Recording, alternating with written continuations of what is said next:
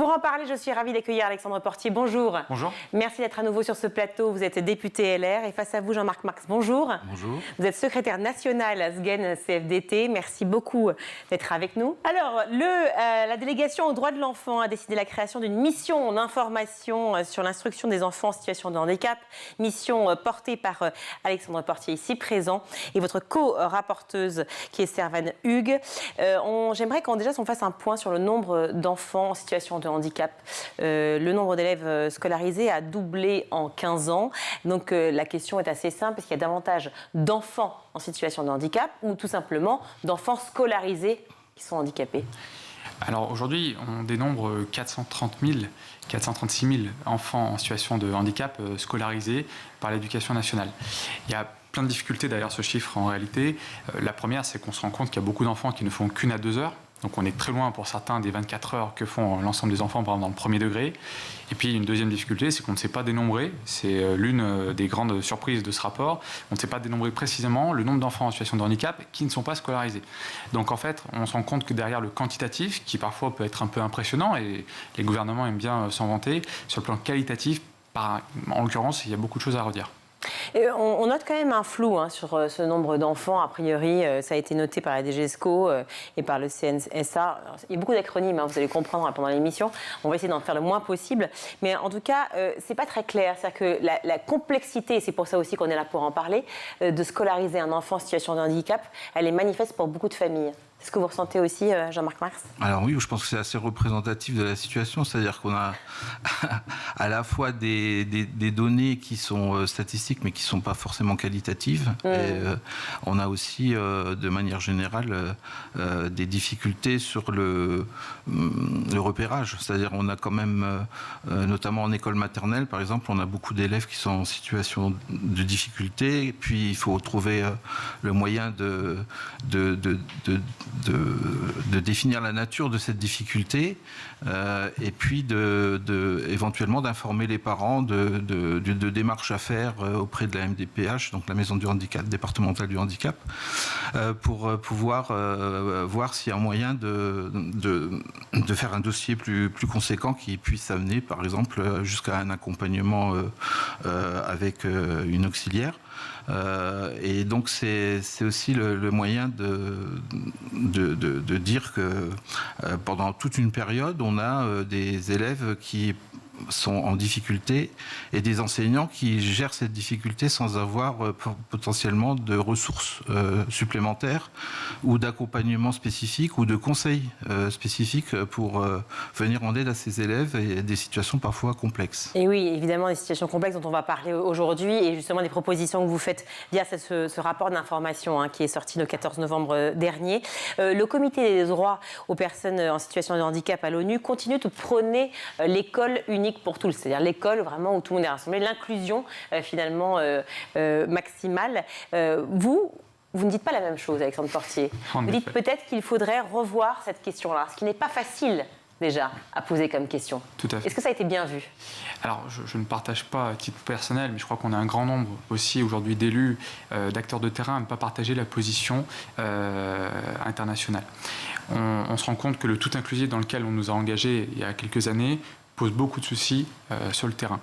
Et le bon thermomètre dans ces questions-là, qui sont des questions éminemment humaines, c'est souvent le vécu des familles. Je crois que la base, c'est quand même comment ça se passe sur le terrain et est-ce que les familles y trouvent leur compte.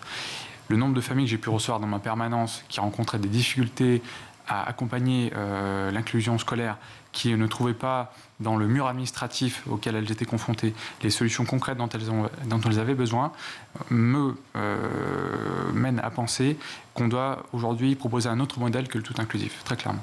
Alors un autre modèle, ça ne veut pas dire faire tout le contraire, c'est le penser différemment, c'est peut-être s'adapter. C'est ça? Il faut qu'on passe, pour être très clair, à un acte 2 de l'école inclusive. En disant on a réussi un saut quantitatif qui est immense, il faut maintenant qu'on arrive à faire du qualitatif. Quand vous dites quantitatif, ça veut dire quoi exactement? Ça veut dire un nombre maximal d'élèves qui effectivement rentrent dans l'école dite ordinaire?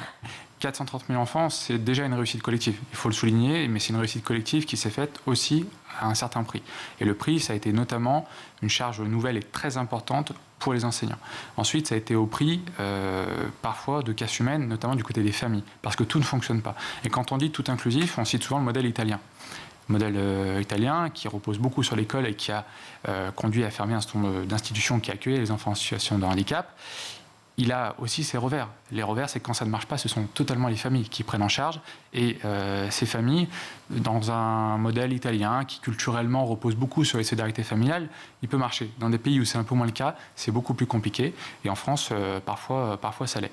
On voit que ce modèle du tout inclusif, il abîme beaucoup de familles au passage. Et qu'on ne peut pas proposer aux familles ce modèle unique de l'école, qu'il faut, en fait, je crois, c'est ma conviction personnelle, leur laisser un panel de solutions à portée de main. L'école, évidemment, et adapter au sein de l'école tous les moyens pour que ce soit possible d'accueillir l'enfant, mais aussi laisser la porte ouverte à d'autres dispositifs, notamment les IME, les instituts médico-éducatifs, les CSAD, les ITEP, beaucoup d'acronymes que je suis obligé d'évoquer. Ce qu'il faut, c'est sortir de la solution unique qui résoudrait tous les problèmes. On a largement en France de quoi proposer une solution variée aux parents. Mais pourquoi, selon vous, à l'ONU, on continue de prôner justement le tout inclusif, Jean-Marc Marx ? Alors moi, je pense que c'est la première marche vers une société inclusive, le fait d'ouvrir l'école à un maximum d'élèves. Donc on doit le conforter, selon vous ? Alors moi, je pense que de toute façon, on a des engagements internationaux sur ce sujet, déjà qu'on doit respecter. Ouais. Et puis, il faut voir d'où on part, en fait. On part d'une situation où on avait, en France en particulier, on avait des systèmes totalement parallèles, où on avait les élèves dits ordinaires qui étaient scolarisés dans la voie dite ordinaire, et puis on avait une séparation complète avec les élèves en situation de handicap qui n'étaient soit pas scolarisés, soit scolarisés uniquement dans des établissements médico-sociaux, etc. Et donc il y avait un petit côté caché ce handicap que je ne saurais voir, quoi. C'était vraiment, on est parti de loin quand même. Alors aujourd'hui, donc la loi de 2005 a été très importante pour ça. La preuve, quelle que soit la validité des statistiques qu'on a, elles traduisent quand même une montée conséquente du nombre d'élèves en situation de handicap qui sont scolarisés. Après, sur la remise en cause du tout inclusif, évidemment, il y a des situations qui sont particulièrement complexes, on le voit aujourd'hui, et ça met beaucoup de nos collègues en difficulté. Mais la question qui se pose aussi, c'est de savoir si on veut développer l'école inclusive, c'est de se donner les moyens de faire mieux que ce qu'on fait actuellement aussi. C'est-à-dire qu'on est parti après la loi de 2005 d'une période où on était extrêmement restrictif sur l'accès à l'école pour les élèves en situation de handicap. Et en fait, on a continué à développer au fil des années un modèle qui avait été celui qu'on avait initié originalement. La preuve en est, c'est que la situation des AESH, donc les accompagnants, est toujours dans une situation un peu particulière sur le plan de leur statut. Moins depuis un an, mais oui. Voilà, mais ça traduit quand même quelque chose qui marque une forme de mise en œuvre qui a été faite de manière un peu empirique. Et aujourd'hui, on voit qu'on a besoin de moyens supplémentaires. Alors, vous le notez dans votre rapport que l'accompagnement ne suffit pas, parce qu'effectivement, l'accompagnement a une vocation d'accompagnement scolaire dans les apprentissages, mais on voit qu'on a aujourd'hui des élèves qui ont des profils différents, puisqu'on scolarise des élèves avec des profils de plus en plus différents, avec des profils de plus en plus hétérogènes. Et on voit bien qu'aujourd'hui, il y a d'autres dimensions d'accompagnement qui doivent être assurées si on veut assurer l'inclusion de ces élèves. C'est tout ce qui concerne les élèves qui ont, en plus d'un apprentissage, d'un accompagnement dans les apprentissages, ont besoin d'un accompagnement psychologique ou d'un accompagnement, voire thérapeutique dans certains cas. Alors, on va détailler chaque cas ensemble, si vous le voulez bien. On a peu de temps, mais on va essayer d'être efficace. Mais vous dites une phrase très importante, dites « faire mieux que ce qu'on a maintenant ». Or, le constat actuel, et je l'ai fait très souvent sur ce plateau, avec tous nos invités et vous en l'occurrence, c'est que la réalité n'est pas facile. La réalité est très complexe, à la fois pour les enseignants, pour les parents, pour les élèves en situation de handicap et même aussi pour les autres élèves qui parfois sont un peu déstabilisés et ne savent pas très bien comment gérer, même si on voit quand même que très souvent l'inclusion permet au contraire de faire grandir les autres élèves dits ordinaires. Mais j'aimerais qu'on reprenne le constat. Le constat aujourd'hui de l'école inclusive, quel est-il s'il vous plaît en juste quelques secondes? C'est 6 mois de travail, oui. Un peu la plus au passage. Mais c'est des mesures aussi portées, donc là je parle du constat. Le constat il est double, il y a des difficultés et des lourdeurs d'un côté administratives et de l'autre des pratiques scolaires qui sont hétérogènes. Les difficultés administratives, c'est des délais qui sont largement au-delà de ce qui est prévu par la loi. pour avoir une notification de la maison départementale en charge du handicap, normalement, la loi prévoit 4 mois, on est en moyenne 6 à 8 mois. On a des dossiers qui sont extrêmement lourds et répétitifs pour les familles, des familles qui sont seules face à un mur administratif, des soucis de coordination entre ce qui est décidé au sein des MDPH dont on parle et ensuite les établissements. Ça, c'est pour la partie administrative. Alors, attendez, je réagis là-dessus. Si je vous comprends bien, si on arrivait à dépasser le problème administratif, on pourrait imaginer que le tout inclusif soit positif pour les enfants ? Déjà, ça fonctionnerait bien mieux, ce serait plus rapide, plus souple et ça apporterait aux familles des réponses beaucoup plus efficaces. J'aimerais que vous réagissiez à cela. Ça veut dire qu'on n'est pas dans un problème pédagogique, on est dans un problème financier et administratif, c'est autre chose. Pour moi, c'est deux choses distinctes en fait. Il y a la question du temps qui est passé à l'instruction des dossiers et qui, tout à l'heure j'en parlais par exemple, c'est parce que c'est souvent au niveau de l'école maternelle que ça se traduit parce que les problèmes se révèlent quand les enfants commencent à être scolarisés. Et donc les délais d'instruction mettent nos collègues en difficulté parce qu'ils se retrouvent sans ressources supplémentaires, sans aide. Mais ça, c'est... donc, côté famille, je comprends tout à fait cette difficulté et on la ressent aussi côté enseignant et équipe éducative parce que les délais sont effectivement posent problème. Après, sur la question des apprentissages et puis de l'accueil, de l'inclusion des élèves dans les classes, on est sur un autre sujet, c'est-à-dire sur la dimension de l'accompagnement qui peut être assuré. Et puis, il y a d'autres questions qui se posent sur la formation des enseignants, sur la formation des AESH. Alors, effectivement, ça, c'est d'autres sujets. Là, on était sur la lourdeur administrative pure et dure. C'est un point. Ouais. Qui n'est pas exactement le même. C'est-à-dire qu'on pourrait imaginer que moins de lourdeur administrative, ça n'a rien à voir avec l'enseignement dispensé dans une situation inclusive. Il y a des outils qui sont nécessaires pour permettre l'intégration. Quand vous avez besoin d'un AESH ou d'une AESH, il faut une notification. Donc le délai dans lequel vous pouvez l'avoir peut être un facteur important. Vous avez la question du matériel pédagogique adapté, comme on dit. On a des départements où il faut 1 an, parfois même 2 ans. Donc quand l'ordinateur arrive, il correspond évidemment plus aux besoins de l'enfant au moment où la demande a été formulée. Donc la partie administrative, la partie rigidité du système, elle est évidemment fondamentale. Et parce qu'il y a une rigidité, on trouve d'autres moyens pour contourner et se diriger peut-être vers des établissements spécialisés. Ce qui remet en question donc l'idée, effectivement, du tout inclusif ou non. Car en fait, cette lourdeur administrative est beaucoup trop importante et fait que ça paralyse. Mais ce n'est pas forcément l'idée de l'inclusion qui est au cœur du sujet. Non, je me fais comprendre ou pas ? Mais il faut distinguer la partie administrative de la partie scolaire et pédagogique. Il y a des difficultés des deux côtés et en fait, il faut résoudre les deux. Voilà. Ça, c'est vraiment important. Ce n'est pas l'un ou l'autre, c'est vraiment l'un et l'autre. Alors, ça, c'est l'histoire de la formalité. Effectivement, vous parliez à l'instant, il y a quelques secondes, des modèles européens que vous avez étudiés. Vous avez fait allusion au modèle italien du tout inclusif. Il y a aussi le modèle britannique dont vous parlez effectivement dans ce rapport, cette mission d'information, qui, à l'inverse, propose justement ces institutions spécialisées. Qu'est-ce qui en ressort ? Alors, ce qui est intéressant dans le modèle britannique, c'est que... il repose sur un modèle scolaire qui est beaucoup plus décentralisé. Et c'est le chef d'établissement qui bénéficie des moyens qui lui sont alloués directement au niveau local. C'est lui ensuite qui a une obligation d'accueillir l'enfant et de dimensionner le suivi qui est proposé à l'enfant et à la famille. Il a les moyens, il va recruter les AESH, il va pouvoir suivre aussi leur formation. Il y a un schéma local qui permet de s'assurer qu'on couvre bien tous les besoins du territoire. Et à la fin, c'est le chef d'établissement qui est comptable des résultats qui produit. La solidarité est la même sur le plan national, il y a des moyens qui sont alloués directement au sein de l'établissement. Je n'ai pas le sentiment que ça marche moins bien, au contraire, ça permet d'avoir une plus grande souplesse.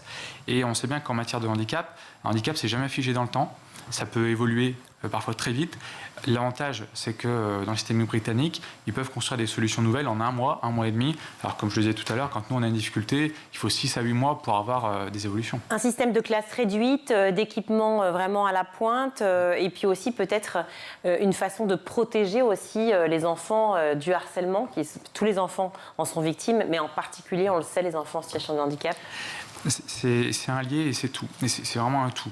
Ce qui est important, je crois, dans la question de l'école inclusive, c'est qu'on se rend compte qu'elle permet de mettre le doigt sur les difficultés de l'école tout court. Et notamment la question des effectifs. dans les classes. On a les classes aujourd'hui les plus chargées d'Europe. C'est pas à déconnecter de l'évolution de nos résultats dans les classements PISA. Quand on supprime des postes, forcément, ça rend plus difficile l'accueil de tous les enfants et des enfants en situation de handicap en particulier. Et quand on supprime des classes aussi. Ouais. Et quand vous avez des classes où vous avez 30 enfants, 4 en situation de handicap, 2 AESH, ça fait quand même, dans une classe de CE2, de CM1, dans des années qui sont décisives dans la construction d'enfants, un cocktail, j'allais dire, très difficile à gérer. Tout à l'heure, vous évoquiez évidemment le rôle essentiel des accompagnants, des AESH, accompagnants d'enfants en situation de handicap, on les appelait les AVS avant. Ils ont été revalorisés, donc en tout cas ça a été modifié par la loi de décembre 2022. Est-ce que ça a changé réellement déjà depuis un an, puisque c'est le constat maintenant, des conditions de travail de ces fameuses AESH ? Je dirais sur le fond, non, parce que la difficulté pour les AESH, c'est d'avoir une rémunération qui soit décente. Donc, même malgré les évolutions, on n'y est toujours pas. Avec cette difficulté supplémentaire, c'est qu'elles sont... je dis elles parce que... Oui, c'est la plupart des femmes. Oui. C'est quand même aussi la difficulté, c'est que leur volume horaire les contraint au temps partiel. Donc, c'est compliqué. Et il reste encore des marges à faire, et puis surtout sur le respect des cadres d'emploi qui ont été définis et des évolutions, parce qu'on régulièrement on voit qu'il y a de grandes difficultés à faire appliquer les mesures qui sont prises pour faire avancer leur situation. C'est extrêmement complexe, avec souvent des rectorats qui traînent les pieds pour mettre en œuvre des mesures nationales. Et j'ajouterais qu'il y a aussi toute la question de la formation, de l'auto-formation, parce que beaucoup d'AESH s'auto-forment faute de pouvoir être formés. Et c'est des choses qui ne sont absolument pas reconnues, ni en termes de temps de travail, ni en termes de valorisation des compétences qu'elles ont acquises. J'ai vu dans votre rapport que vous préconisiez le fait qu'on tienne mieux compte dans leur affectation de leur expérience antérieure. Et je trouvais que c'est extrêmement intéressant parce qu'on voit des choses parfois très surprenantes avec des AESH qui peuvent être affectés au suivi d'un élève qui a un profil qui ne correspond pas à leur expérience, et puis par contre d'autres AESH qui se retrouvent en difficulté avec des élèves qui auraient un profil qui aurait mieux correspondu à ces premières personnes. Donc il y a des choses très intéressantes à faire dans ce domaine-là pour avoir une meilleure adéquation entre les ressources humaines et puis les besoins d'accompagnement. Autre préconisation que vous avez faite justement dans votre rapport par rapport aux AESH ? C'est un point extrêmement important, les AESH. On l'ignore souvent, mais c'est aujourd'hui le deuxième métier le plus important de l'éducation nationale, avec 130 000 agents. 130 000 agents, mais pour 430 000 enfants. Pour 430 000 enfants. Et malgré tout ça, donc je vous laisse calculer les ratios, malgré tout ça, on ne considère toujours pas, on ne traite pas ces AESH comme un vrai métier. Un vrai métier, c'est à la fois une formation et c'est en même temps, après, une expérience, une expertise, comme vous le disiez très justement, qui doit être valorisée. Formation, beaucoup d'acteurs nous auront monté, les AESH en premier, quelque chose d'ubuesque, à savoir que l'AESH, c'est l'un des seuls métiers où on est formé après être recruté. Vous êtes boulanger, vous êtes enseignant, on vous forme pendant des années, vous avez un SAS d'intégration où vous êtes recruté et après vous pouvez vous améliorer. Là, en espérant que vous ayez une formation après. On vous forme après, c'est quand même dingue. On vous forme 60 heures et dans certains départements, certaines académies, on a même entendu que la formation de 60 heures, c'était une clé USB qu'on avait remise aux AESH. Donc c'est quand même pas du tout au niveau. Et puis, expérience et expertise qui doit être valorisée parce que quand pendant des années, vous avez travaillé avec des enfants qui étaient atteints d'autisme ou qui avaient des troubles du neurodéveloppement, vous développez des savoir-faire, une expérience. Et ça, c'est pas valorisé aujourd'hui dans les affectations. Autre question importante du rapport, parce qu'il y a beaucoup évidemment de mesures, 35 mesures proposées, annoncées, la question du bâti et de l'accessibilité. C'est vrai qu'on en parle peu, mais rien que lorsqu'on voit les transports, et là nous sommes à Paris pour enregistrer cette émission, clairement, il n'y a aucune possibilité de se déplacer dans Paris pour une personne en situation de handicap et pour un élève pour aller à l'école, encore moins. C'est extrêmement compliqué en tout cas. Il y a eu des efforts, mais c'est très compliqué. Dans les écoles, est-ce que justement, on ne devrait pas se plier à une norme ? Alors il y en a. Il faut être juste. Il y a depuis 2005 une transformation matérielle des bâtiments qui a été forte avec des agendas de mise en accessibilité. J'ai été élu local pendant des années avant d'être député. On a eu des politiques de transformation, de création d'ascenseurs, de rampes. C'est respecté ? Ça, c'est respecté et on est très proche aujourd'hui de ce qui est nécessaire. Il y a toujours des exceptions, mais globalement, c'est intégré dans tous les nouveaux bâtiments. Il y a une transformation qui est importante. Ce qui nous a frappé dans le cadre de cette enquête, c'est plutôt le fait qu'on avait raisonné qu'en termes de handicap physique. moteur. On avait pensé fauteuil. Il n'y a pas que le fauteuil. Derrière le handicap, en fait, on devrait dire les handicaps. Et vous avez un tas d'enfants qui peuvent avoir des troubles sensoriels, des troubles cognitifs, et ils ont besoin d'autre chose qu'une simple transformation d'une rampe. Ils ont aussi besoin que la salle, le mobilier soit aménagé, conçu, pensé pour tout ça. Les questions de son, les questions de bruit, les questions de lumière sont importantes à intégrer et peuvent changer du tout au tout la situation de ces enfants en situation de handicap. Une réaction ? Entièrement d'accord. Il y a, au-delà de l'aménagement pour les handicaps physiques, qui était la première chose à laquelle tout le monde a pensé forcément, et puis ça correspondait aussi au début, quand je disais tout à l'heure, 2005, c'était l'amorce de quelque chose de complètement nouveau. Les questions de ce que vous appelez salle de répit, et voilà, c'est des questions qui se posent aussi, c'est de pouvoir avoir la possibilité pour un élève qui à un moment donné se sent agressé ou en difficulté en raison de la lumière, du bruit, du fait d'être dans un collectif large, puisse avoir des moments où il puisse s'isoler sur un espace particulier. Ça fait partie des choses aussi que nous, on préconise, parce que c'est extrêmement important, mais ça pose aussi de ce fait la question de la présence humaine dans les écoles, parce que ça suppose qu'on ait plus de personnes que de classes. Et aujourd'hui, c'est pas le cas. Et dans des situations comme ça, si un élève avait besoin de s'isoler, on ne peut pas laisser un élève seul, il faut que quelqu'un l'accompagne, et en fait on n'a pas de marge de manœuvre sur ces sujets-là, puisque le principe même de l'école à l'heure actuelle, c'est 1 mètre, une classe. Et donc les situations comme ça complexes, les situations de crise, ça fait partie des choses qui rendent le métier particulièrement difficile pour beaucoup de collègues. C'est que quand on a une situation de crise, puisqu'on n'a personne d'autre à disposition, là je parle en particulier du premier degré, où il n'y a pas l'équivalent de la vie scolaire dans le second degré, il n'y a aucune marge de manœuvre, sauf à laisser sa classe à ses collègues pour essayer d'apaiser l'élève. Enfin voilà, il y a des situations comme ça extrêmement complexes qui, même lorsqu'elles sont gérées collectivement, ne trouvent pas de solution qui soit convenable ou efficace comme ça en situation d'urgence. Et ça fait partie globalement des difficultés que rencontrent les collègues. Et c'est l'occasion de dire aussi que ce qui manque, ce que vous évoquez même quand vous parlez d'équipes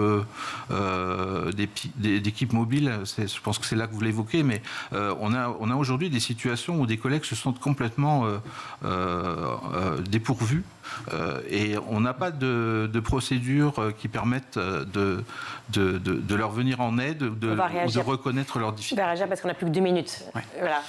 C'est vraiment le point final finalement de notre rapport. Ce pour quoi on plaide à travers l'acte 2 de l'école inclusive, c'est pour une intégration du médico-social dans l'école. C'est un double intérêt, de permettre à l'enfant qui est dans l'école, dans le collège, de le lycée, d'avoir des ressources à proximité, d'arrêter les allées et venues tous les jours pour aller chez l'orthophoniste, pour aller chez le kiné. Quand vous avez des compétences dans l'établissement, on facilite l'intégration du handicap au quotidien. Et la deuxième chose, c'est que ça permet d'avoir des ressources pour l'ensemble des élèves et l'ensemble des enseignants au-delà du handicap. C'est pour ça que c'est un point important. Mais ouvrir l'école aux soins, lorsqu'on voit à quel point on manque cruellement déjà d'infirmières scolaires ou de psychologues scolaires, comment on peut imaginer que ce soit possible, envisageable ? C'est possible déjà si on rémunère ces métiers. Je pense qu'on a quand même un grand drame national, c'est qu'on ne veut plus rémunérer les métiers de l'humain et les métiers du soin. Donc à un moment donné, il faudra qu'on brise ce tabou. Ça vaut pour les enseignants et ça vaut pour tous ceux qui forment l'être humain et en prennent soin. Le ministère va vous écouter là-dessus, va vous suivre ? Je le souhaite. C'est le boulot du député d'essayer de se faire entendre. En tout cas, je crois qu'il y a un consensus. Moi, ce qui m'a frappé également quand on a présenté ce rapport, c'est l'unité politique qu'il y avait là-dessus. Quelles que soient les tendances, de l'extrême gauche à l'extrême droite, en passant par les Républicains et Renaissance. Comme quoi ça arrive. Voilà. Comme quoi c'est possible. Et on est sur des sujets sur lesquels je crois qu'on peut construire une voie singulière, typiquement française, qui n'est pas celle du tout inclusif, qui n'est pas celle des 2 systèmes parallèles, handicap et école, mais qui est une voie de l'intégration intelligente, j'ai envie de dire, au service tout simplement à la fois des familles, des enfants et de l'école. En fonction des besoins, évidemment, de l'enfant. Alors, vous le disiez, ce qui était remarquablement important, c'est d'essayer de soutenir effectivement les enfants, mais autre point, c'est soutenir aussi les parents. On a parlé évidemment des enseignants, des AESH, mais soutenir aussi les parents, car lourdeur administrative, perdue complètement face à ce qu'il faut faire ou ne pas faire, comment poursuivre et en étant non intrusif par rapport aux enseignants et en même temps en essayant de protéger son enfant, c'est toujours une situation très complexe pour les parents. Est-ce que vous avez travaillé sur cette question ? Oui. Il y a une mesure qui est importante pour faciliter la tâche à tout le monde et notamment aux familles, c'est le processus administratif. Aujourd'hui, vous avez des notifications qui sont à l'année. Et donc les autorisations, les moyens qui sont dispensés le sont uniquement annuellement. On propose, quand c'est possible, je précise bien quand c'est possible, que ces notifications puissent être faites au cycle scolaire. C'est un avantage pour les familles, elles ne sont pas obligées de remplir tous les ans un dossier. Parfois les handicaps n'évoluent pas malheureusement, c'est une façon de remuer le couteau dans la plaie. Et puis deuxièmement, ça facilite aussi la tâche de l'administration qui n'aura pas à revoir certains dossiers tous les ans et donc du coup pourra accorder plus de temps et d'accompagnement humain, notamment sur les dossiers qui le nécessitent. Merci beaucoup Alexandre Portier, député LR. Donc, vous avez remis avec votre co-rapporteur Servan Hugues ce rapport d'information justement, l'instruction des enfants en situation de handicap, remis le 14 novembre. Merci. Tout le monde peut le consulter? Bien sûr, il est disponible sur Internet. Voilà. Et merci beaucoup Jean-Marc Marx d'avoir été avec nous pour nous parler justement de ce sujet si important qu'est l'inclusion, secrétaire national du SGEN CFDT. Merci beaucoup. On marque une courte pause, on se retrouve.